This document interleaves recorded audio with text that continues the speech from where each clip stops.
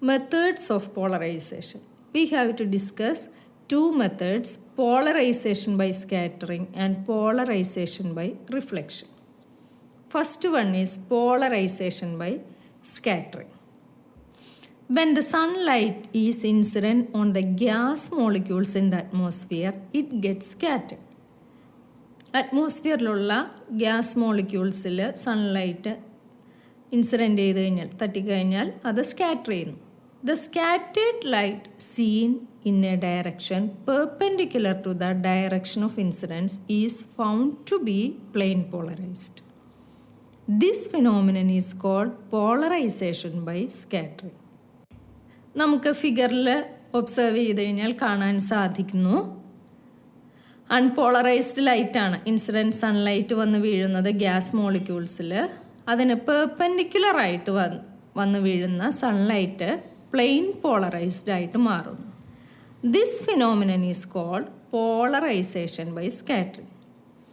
When this polarised light is viewed through a polaroid which is rotated. ഒരു polaroid ഉപയോഗിച്ച് നമ്മൾ അതിനെ rotate ചെയ്ത് അതിനെ ഒബ്സർവ് ചെയ്തുകൊണ്ടിരിക്കുകയാണെങ്കിൽ the intensity changes with rotation. The scattering of light by molecule was investigated by C.V. Raman and his collaborators. ഈ Raman scattering എക്സ്പെരിമെൻറ്റിനാണ് C.V. രാമന് നോബൽ പ്രൈസ് കിട്ടിയത് ഫിസിക്സിന്. Next is polarisation by reflection. When ordinary light falls on the surface separating two transparent media, a part of the light is reflected and other part is transmitted, that is refracted.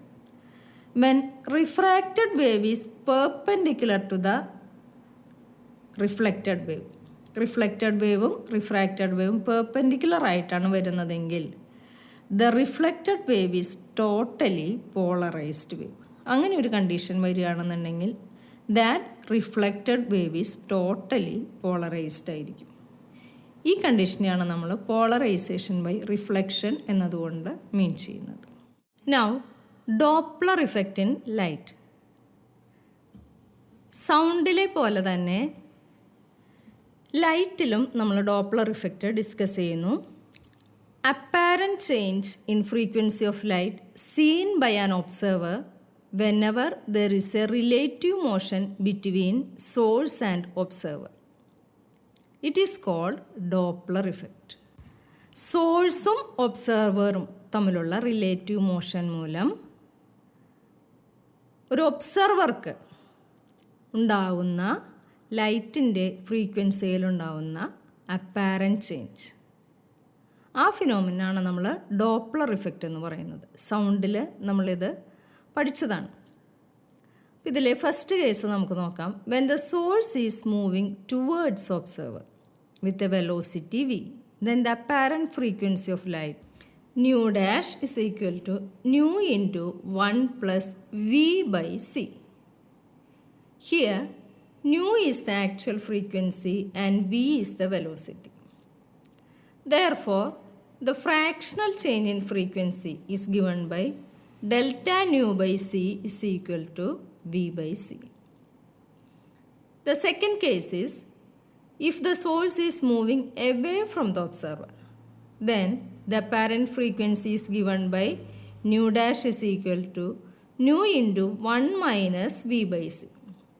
Here the fractional change in frequency is delta nu by c is equal to negative v by c. Next, we have to discuss redshift. When the source moves away from the observer, there is an apparent decrease in the frequency of light. This is called redshift. ഗാലക്സിയുടെ ഒക്കെ കേസിൽ നമ്മൾ observe ചെയ്യുന്ന ഫിനോമിനയാണ് red shift and blue shift. Then what is blue shift? When the source moves towards observer, there is an apparent increase in the frequency of observed light. This is called blue shift. Okay.